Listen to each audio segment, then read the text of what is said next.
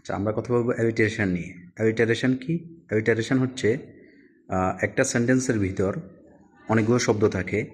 সেই শব্দগুলোর ভিতর অনেক সময় দেখা যায় যে কয়েকটা শব্দ থাকে পরপর, বা একটা শব্দের পর একটা শব্দ থাকতে পারে, বা এরকম একই লাইনের ভিতর অনেকগুলো শব্দ থাকে যাদের প্রথম অক্ষরটা একই রকম হয় বা একই অক্ষর হয়। সেটা কনসোনেন্ট হতে পারে। সেই কনসোনেন্টটাকে আমরা হচ্ছে যদি রিপিটিশন হয় বারবার, তাহলে সেই রিপিটিশনটাকে আমরা বলি হচ্ছে অ্যালিটারেশন।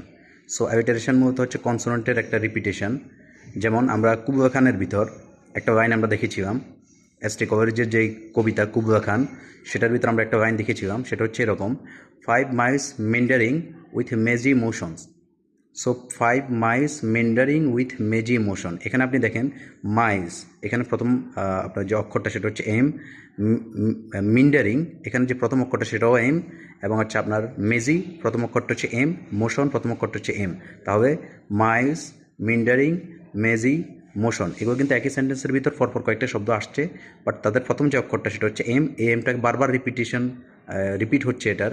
সো এই কারণে আমরা এই যে ঘটনাটা বা এই যে আপনার লিটারেরি ঘটনাটা, সেটাকে আমরা বলছি হচ্ছে অ্যালিটারেশন। সো আশা করি অ্যালিটারেশন আপনারা বুঝেছেন যে অ্যালিটারেশন কি। অ্যালিটারেশন হচ্ছে কনসোনেন্টের রিপিটেশন। সাধারণত কতগুলো শব্দ থাকে যেগুলোর প্রথম অক্ষরটা একই একই অক্ষর হয়, সেই শব্দগুলোকে আমরা যখন উচ্চারণ করি তখন হচ্ছে এখানে একটা আপনার রিদম আসে।